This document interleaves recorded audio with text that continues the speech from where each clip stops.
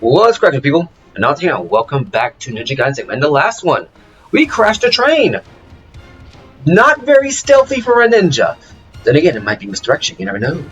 In this one, we're going to go down into the sewers to participate in our favorite levels in games. The sewer. Don't like the sewer.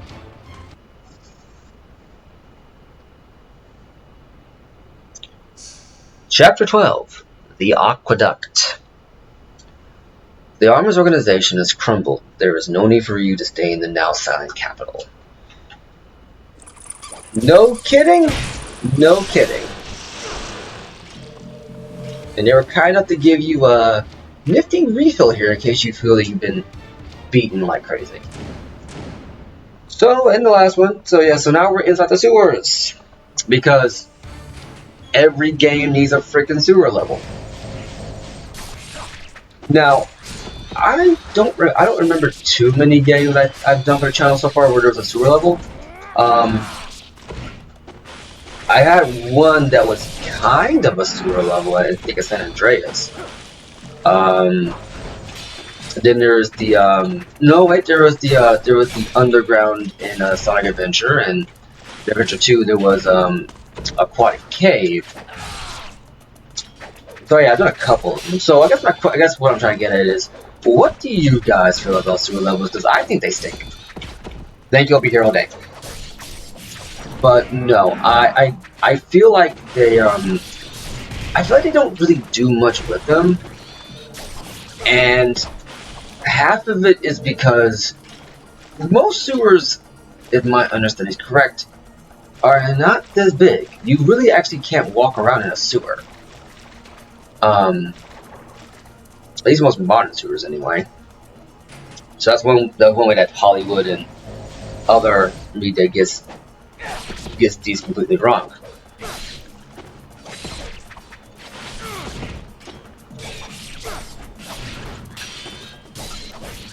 There we go. And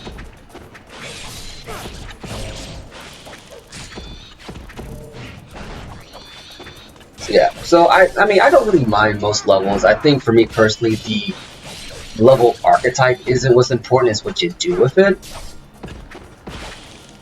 And I'm gonna say right now, Ninja Gaiden sewer level is pretty much average. You know, it's not too great, not too terrible. It at the very least gets the job done, and you don't get easily lost. I think that's what a lot of the problem with sewer levels, and I guess by extension water levels in general. All you really do is just get lost, and they start to look very, very samey after a while. What we got here? You told me something. Map of the aqueduct. So yeah, I mean, I don't mind it, but some of the water can be heard from their side. The immense pressure keeps the door from being opened. If the water comes to drain somehow. So now we gotta drain water from behind the door, but where do we drain this water, and where is it located? But I mean, yeah, I don't mind it very much. It's just sex symbol. Okay. I don't mind it much, but I do wonder what the point. But I do worry about them because a lot of games nowadays are going the more quote-unquote realistic route, and I can already tell you right now that's just not going to end well. I mean, for certain games, sure, I can see the reasoning behind it. I guess Grand Theft Auto to some degree. But I think you need to be careful with how realistic you go with games, because when you lose the kind of wacky styles that we had,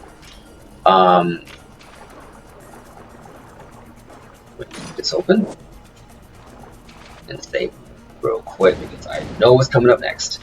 But when you have the kind of wacky styles that, you know, were prevalent in the early 90s and mid 2000s, you run into the problem where you run into the problem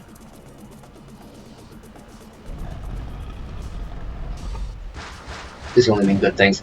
Okay, we're gonna go ahead and pull out the flail because this is gonna help with the miscellaneous parts. These bugs will be the bane of your existence. I can already say that right now because they jump at you from all over the place. if you get surrounded, it's going to be very hard to get your bearings back. So you're going to have to essentially keep on the move.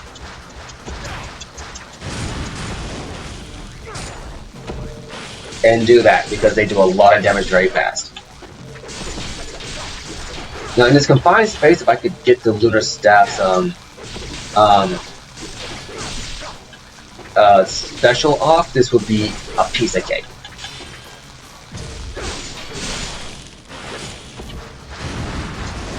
Didn't mean to do that one, but okay. I died. Okay, so yeah, that's what I'm talking about. If you're not on it, these things will overwhelm and they will kill you. But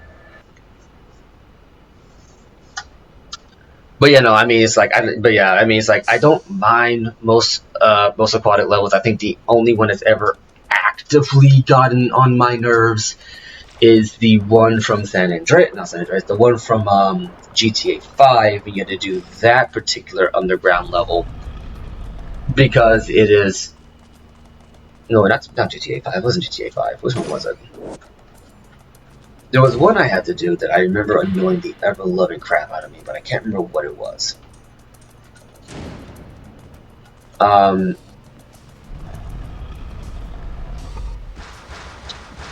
If I remember, when I remember, and I know I will remember it eventually, I'll bring it up.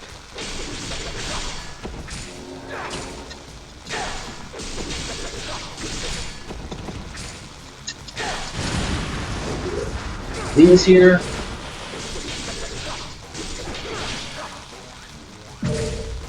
Okay, you interrupted my special.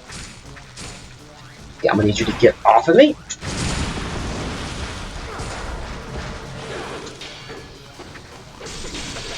The last three? Okay. Nope, they're reborn. It's just like roaches, you can never get rid of them. The upside is that if you were able to get off the Lunar Staff combo, you can actually get a lot of S's from this. This is what I'm actually trying to do so I can buy some more health and weapon upgrades later.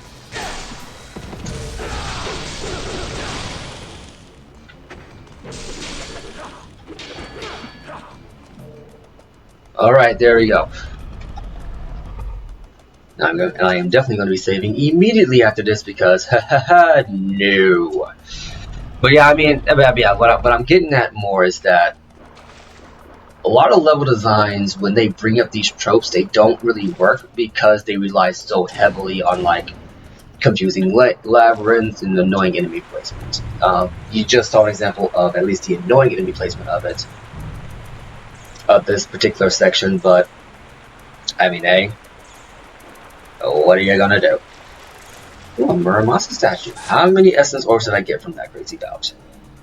Not bad, not bad. So, blacksmith. Hold off on that for right now. Let's go ahead and get 8 of these and upgrade a weapon. So we're going to want to upgrade the... I want to do this one, but I know that the Valorojo, but I know we're going to need this one more for right now. So the maxed out Lunar Staff. Anything else I can do around here? Not that I can see. So we're going to go through here, and then we're going to go back down into that cave system where we fought the insects, because as you saw, there was a place for another chest to appear. Okay, I thought I heard something. But I want to get this taken care of now, because trust me, it's better to do this now than later. But yeah, no, I mean, I don't mind it. I don't mind certain level tropes, so long as they're just done well, which a lot of the cases are just not.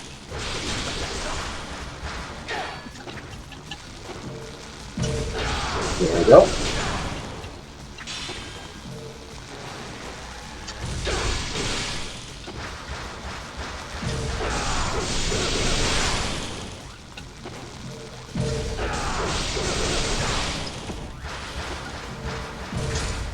Oh wow, he left me immediately out the gate. Y'all gave me no time to get my bearings. Ah. There we go. Here we go, here we go, here we go, here we go, and there we go. Tornado spin. I was wondering how fast the guy is spinning it just to get this to do that.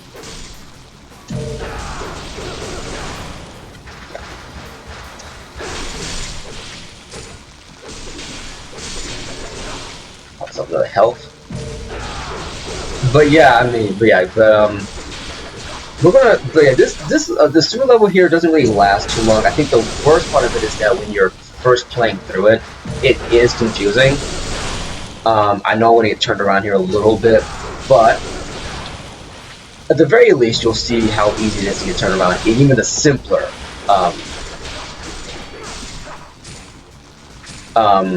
Even in the simpler stages. Get off me.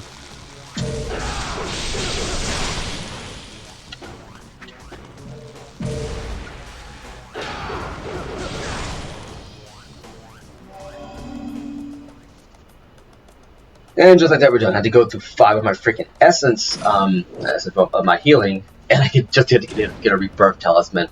But at least we got a lot more essence for it. So if you know about that going into it, make sure you post out your lunar staff. If you have lunar staff maxed out, feel free to do the charges which you can, and just go to town.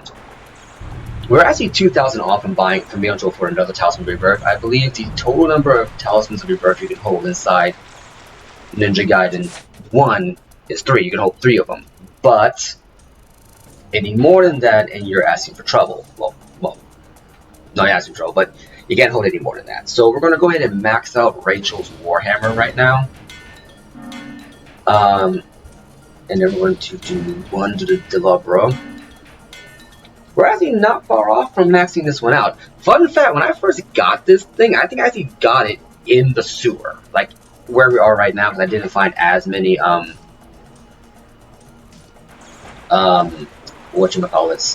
many golden scarabs. But when I got it here, I had enough essence ore to just maxed out in one go. So yeah, I'm gonna say, and I know I mentioned earlier, you didn't want to use Rachel's Warhammer very much once you get the Delabro, but I at least want to show off what it does at max damage, because it is still a decent weapon. It just doesn't have a lot of combo potential. And here we go. The Course of a Ninja, killed before he was able to complete his mission. Taro's Diary. January 28th. I have not seen the young one Sabu for several days now. It worries me, seeing as he is so inexperienced. February 5th. I have heard nothing from Suke yet. I do not believe that a ninja as powerful as he could have been defeated. However, the unstable look on his face the last time we met was very much unlike his usual manner. February 8th. I was able to track down Doku, the Lord of Greater Fiends, but I was unable to lay even a finger on him. Burned by the evil blue fire, I accepted my fate. The blade gripped in the hands of that devil was none other than the Dark Dragon Blade. The artifact that, for 450 years, our Black Spider Clan has been searching for. My brothers, hurry. We must not allow the young Hayabusa to possess the awful power.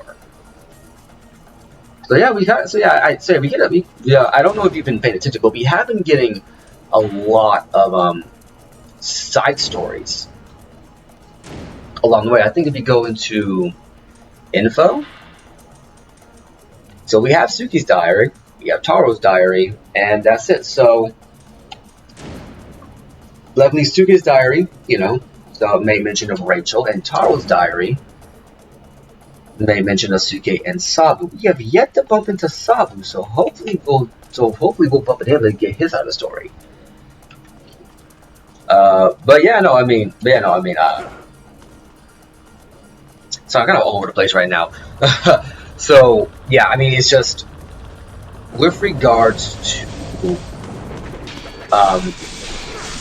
and this goes back, going off my my maxed out upgrades for the Delabro when I first got it.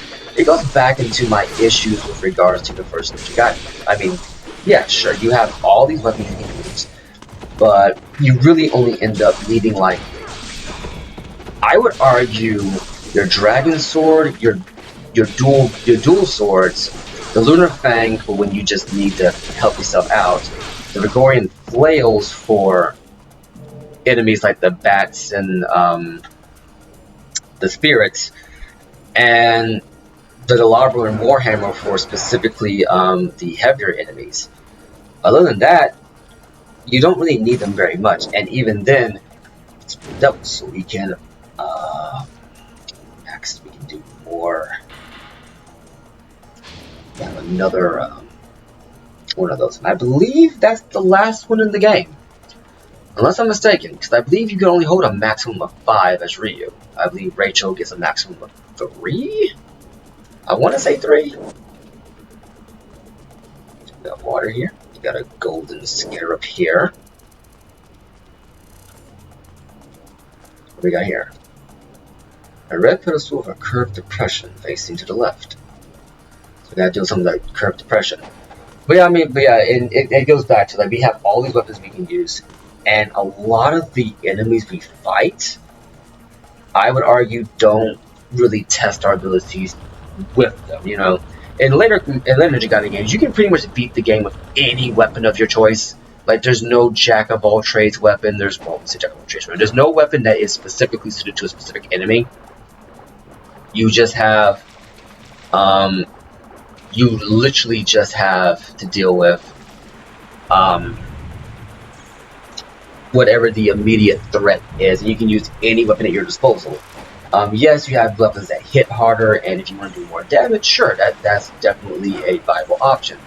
If you just want to hit fast, the statue is some sort of goddess. The statue itself is quite impressive, but what is the meaning of the scales that pierce right through the middle of it? Yeah, scales inside this thing. Okay. But I mean, it's like you get all these extra. Go ahead and max this out now. And there we go, the Master Delabro. So now we can use either or for Rachel's Warhammer or for Delabro. So yeah, we have all these we can use, and a lot of enemies just don't, suit them in here, especially the bosses. A lot of the bosses don't really make use of a lot of your weaponry. Anyway, we'll get into that one next time. Or at time here, I'm Anansi, you've been awesome, and I'll catch you later.